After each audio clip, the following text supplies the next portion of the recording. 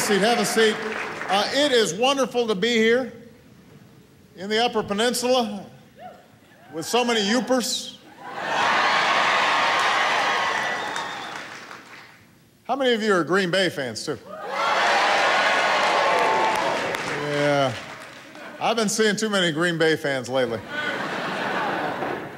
It is great to be here. It is great to be at Northern Michigan University. We've got some wonderful guests here that I just want to mention. First of all, somebody who is as good a public servant, not just good at what he does, but good at heart, and works tirelessly on behalf of the entire state.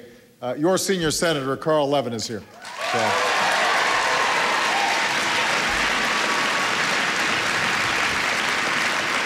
Now, his partner in the Senate could not be here because she's actually leading a Democratic caucus retreat, but she's been fighting for manufacturing, for broadband, for a lot of the things that we're talking about here today. So I just want to acknowledge Debbie Stabenow, who deeply cares about the work that you do up here. I want to thank the great hospitality of Mayor John Cavella, who's been showing me around town. Thank you so much, Mayor Cavella.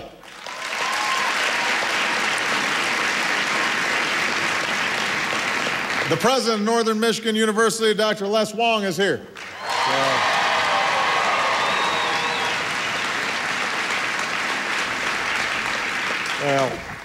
And all of you are here.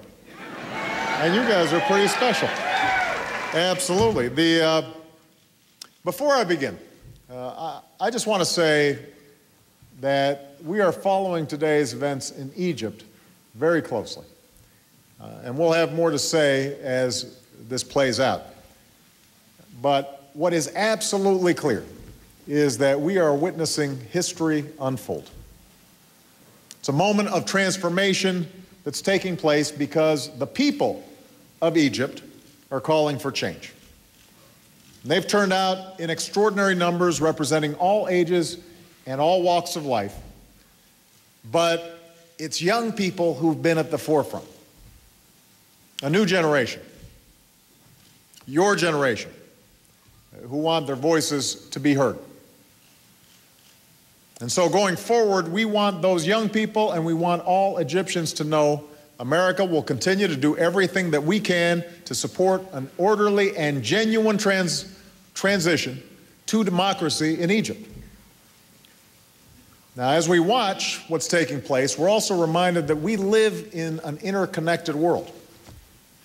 What happens across the globe has an impact on each and every one of us. And that's why I've come to Marquette today. Not only because it's beautiful, and the people are really nice, which is true, but I've come here because in the 21st century, it's not just the big cities where change is happening. It's also in towns like this, where the jobs and businesses of tomorrow will take root, and where young and talented Americans can lead. It's towns like this where our economic future will be won. Now, in the short term, the best thing we can do to speed up economic growth is to make sure families and businesses have more money to spend. And that's exactly what, I got a little applause there. That's exactly why we passed those tax cuts in December. That's what it's doing. Because Democrats and Republicans came together, Americans' paychecks will be a little bigger this year. And businesses will be able to write off their investments. And companies will grow. And they'll add workers. But we've got more to do. Our measure of success has to be whether every American who wants a job can find a job. All right, so there he is, the President of the United States. He's moving on to domestic economic issues right now. He's got his prepared remarks, but we heard just now the President saying this is a historic moment in Egypt right now, a moment of transformation. The people of Egypt are calling for change, and he promises that the United States of America will do everything it can to help the people of Egypt with an orderly and genuine transition to democracy in Egypt. Hala Garani is here with me as well. Hala, Nile TV, the state TV in Egypt, it's fascinating. They were broadcasting live what the President of the United States was saying just then about Egypt. It indicates to me, and as a longtime observer of what's going on in Egypt, once state television, the state media, begins to report stuff that normally they wouldn't want to report, especially live, it's a sign of the end of the regime over there for all practical purposes. We saw that cracking yesterday with the workers at the Suez Canal, with other union workers. We saw it with the state TV, and all of a sudden now, it certainly looks like it's over for Hosni Mubarak. Well, when state television decides to air live a speech by President Barack Obama saying that we're watching history unfold and that the people of Egypt have asked for change and that the United States will support an orderly transition of power in the country, it certainly seems to indicate that protesters have won a battle there in Egypt. We saw it with a promo. Wolf, you saw it earlier with the Egyptian people there featured in Tahrir Square shaking hands with the military. State television and the state through the state television there, Nile TV and others, signaling that a change is about to happen. The big question is, when will Mubarak speak?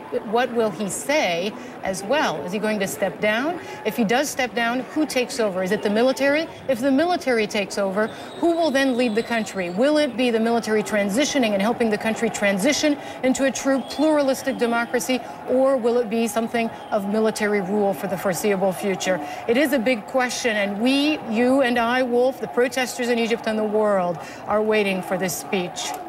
Yeah, there's no doubt that this is going to be historic, whatever President Mubarak says. We don't know precisely what he'll say, but there are indications he will announce he's stepping down, indications that his vice president, his personally appointed vice president, Omar Suleiman, will become the acting president, if you will. We don't know if that's going to happen. We're just going to have to wait and see. But you heard the President of the United States speaking for all practical purposes, as if this is the moment right now. This is the key moment where all of this will unfold. They're shouting in Tahrir Square, and you can see the live pictures, "Down, down, Mubarak, always be free, Egypt." That's the translation from Arabic. And Hala, you're absolutely right that one of the heroes, if in fact this happens the way that pro-democracy demonstrators want it to happen, will be Wael Ghonim, the Google executive who came back after, 10 days in captivity and inspired so many people by that remarkable interview he gave